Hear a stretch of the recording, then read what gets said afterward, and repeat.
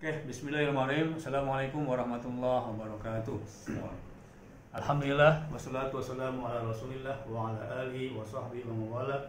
La hawla wa la quwwata illa billah, amma ba'du.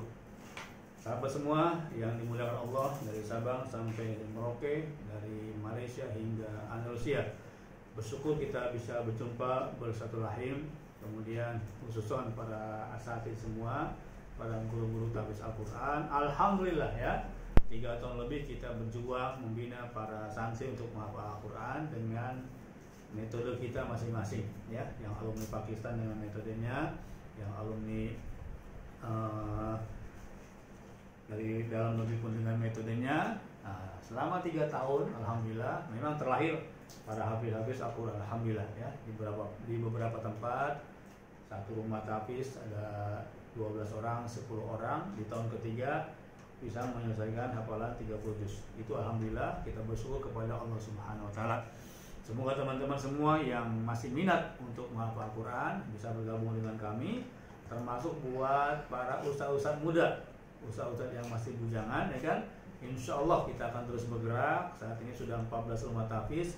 Kita akan terus bergerak sampai 1000 rumah tahfiz. Mohon doa semua ya. Dan mereka nanti akan ditempatkan dalam satu rumah, kemudian 10 santri bergaul dengan masyarakat sekitar, alhamdulillah. Saat ini saya ingin berbagi, akan sharing satu metode ya, metode terbaru, sebetulnya sudah lama juga, namun baru paham, baru dapat pencerahan, yaitu metode tahfiz Quran berbasis Stephen. Ya. Sebagian baru dengar Stephen-nya, dan sebagian kecil lagi, oh bisa ya hafal Quran dengan metode Stephen. Seperti apa itu?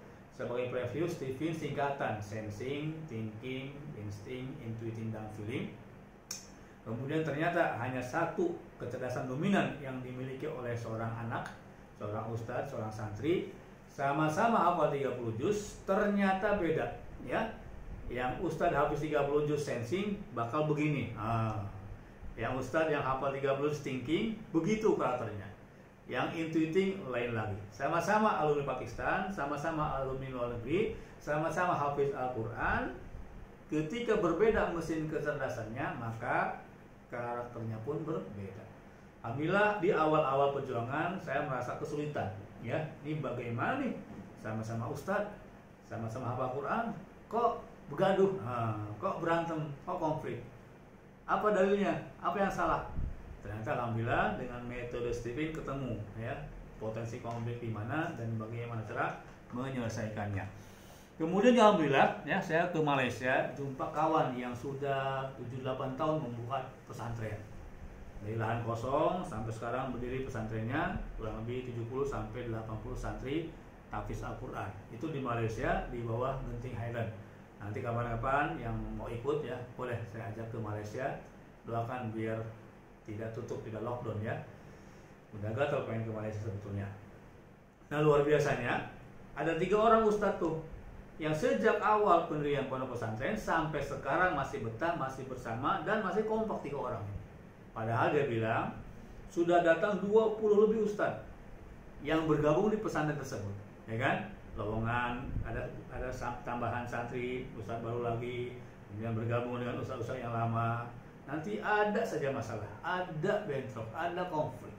Akhirnya ganti lagi ustadz, ganti lagi yang baru, ganti terus seperti itu perputaran pergantian ustadz. Alhamdulillah saya buka tentang metode Stephen ini kepada pemilik pondok pesantrennya orang Malaysia. Kemudian satu ustadz dari Pakistan dan satu ustadz dari Medan, kawan saya ya. Ustadz Ariful Khair, Ustadz Zainal, sama Ustadz dari Malaysia, Allah dari Pakistan. Nah ternyata setelah tes Stephen beda nih hasilnya. Yang pemilik lahan feeling introvert, yang pemilik lahan yang orang Malaysia dengan kasih sayang, dengan kelembutan. Yang orang Pakistan thinking extrovert ya, tegas, hitam putih, black or white, deal or no deal, maju atau mundur gitu. Tegas sama nih yang orang Pakistan. Yang satu lagi Ustaz Arif orang Indonesia, sensing. Gak betah di rumah tahfiznya, melayang terus itu. Nah ternyata ini bagi tugas ya, pembagian tugas tanpa tes TV, mereka sudah berjalan seperti itu. Ya.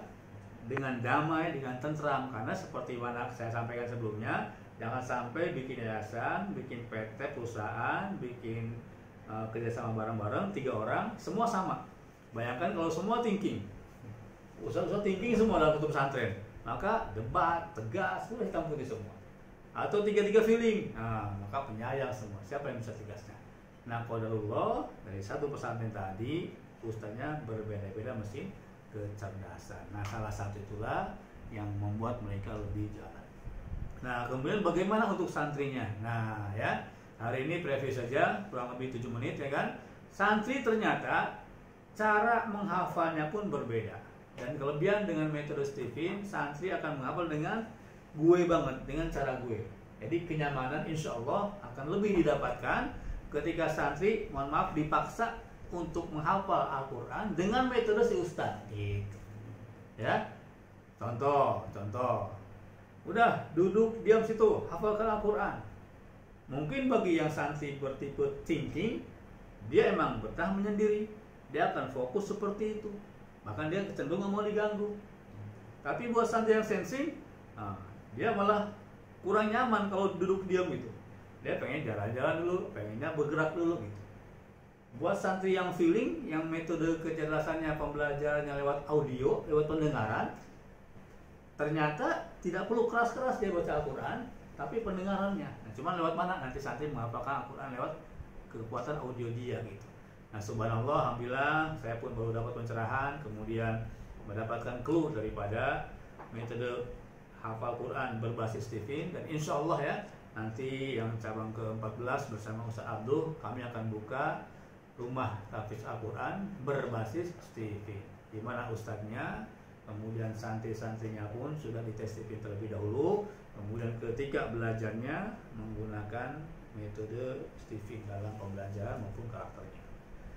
Ternyata ketika si santri nyaman, ya, diakui keberadaannya, ketika ustadznya memahami bahwa ini santri yang feeling, ini santri yang thinking, ini santri yang sensing, ini santri yang intuiting, insya Allah konflik akan berkurang.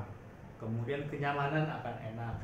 Dan ustadz tidak menyamakan santri sesuai dengan potensi yang ada dalam otaknya saja. Bahwa setiap anak itu istimewa, setiap anak luar biasa, tidak ada santri yang bandel, tidak ada santri yang nakal, tidak ada santri yang bodoh. Yang ada hanyalah santri yang belum ketemu di mana potensi kecerdasan optimalnya, kemudian bagaimana sang ustadz untuk mengajar kepada santri tersebut sesuai dengan kecerdasan otak santrinya, sehingga insya Allah akan ada kenyamanan. Dan demikian dalam Al-Quran, i'malu ala makanatikum, beramal sesuai dengan potensi yang terbaik. Oke teman-teman semua, demikian preview. Kami akan buka rumah tahfiz berbasis Stephen. Mohon doa restunya, mudah-mudahan lancar. Dan bagi teman-teman yang penasaran, silahkan berikan komentar. Kemudian tak lupa klik like, dan jika bermanfaat video ini, silahkan share ke teman-teman semua. Terima kasih, tetap bahagia ya. Jaga iman supaya tetap kuat, dan jaga imunnya supaya kita tetap dalam keadaan sehat. Assalamualaikum warahmatullahi wabarakatuh.